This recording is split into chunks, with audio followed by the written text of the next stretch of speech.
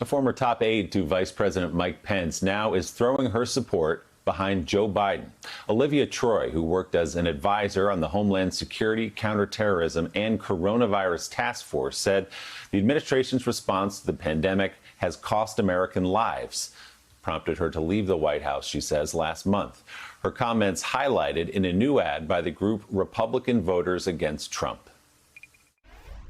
Towards the middle of February, we knew it wasn't a matter of if COVID would become a big pandemic here in the United States. It was a matter of when. But the president didn't want to hear that because his biggest concern was that we were in election year. He doesn't actually care about anyone else but himself. He made a statement once that was very striking. I never forgot it because it pretty much defined who he was. When we were in a task force meeting, the president said, maybe this COVID thing is a good thing. I don't like shaking hands with people. I don't have to shake hands with these disgusting people. Those disgusting people are the same people that he claims to care about. These are the people still going to his rallies today who have complete faith in who he is. So, Claire, Vice President Pence yesterday called Olivia Troy a disgruntled employee. The White House did send out her resignation letter, which was glowing, we should point out, talking about her experience there. But this is yet another staffer, another person who worked close to the president or the vice president, who worked in this White House, who's compelled to come out a month later in this case and go on the record talking about what she saw there. Yeah, does anybody in America believe that Donald Trump has an affinity towards his cult-like supporters? This is a guy, as you said earlier, who wanted to live in an apartment that was all mirrors and gold, that wanted to outfit his jet in all gold, and who is a professed germaphobe. So I think it really rings true that he considers his supporters disgusting. And I also think she's a hero. I mean, look at her courage. This is going to impact her life.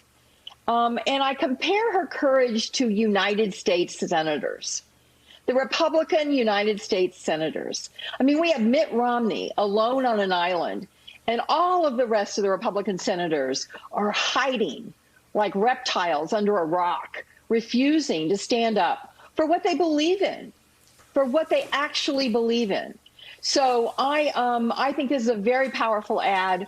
I think what she has done is meaningful to a lot, particularly Republican women who have voted for George Bush and who did vote for John McCain and Mitt Romney and who will not vote for Donald Trump. It is amazing when you talk about those Republican senators. You've got some that aren't going to have a competitive race for 6 years. Others who aren't up for another 4 years. And yet a complete conspiracy of silence against a man who is trashing constitutional norms and who is the least conservative president that we have had in my lifetime. Conservative with a small c, conservative economically. When you talk about small government conservatism, when you were talking about deficits, when you talk about debts, the size of the federal budget, even before COVID, this guy, for a party that used to talk about character and that character mattered in presidents, for a party that eviscerated Bill Clinton's character for years, saying that he was unfit to walk into the Oval Office that would be forever stained by his presidency.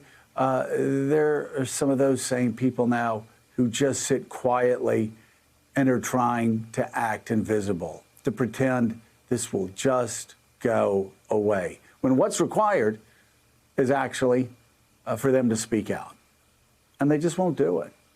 Not for liberals, not for woke journalists, not for college professors, but for the future of conservatism, for the future of the Republican Party, and yes, for the future of evangelicals. But my God, they choose silence instead. Thanks for checking out MSNBC on YouTube, and make sure you subscribe to stay up to date on the day's biggest stories. And you can click on any of the videos around us to watch more from Morning Joe and MSNBC. Thanks so much for watching.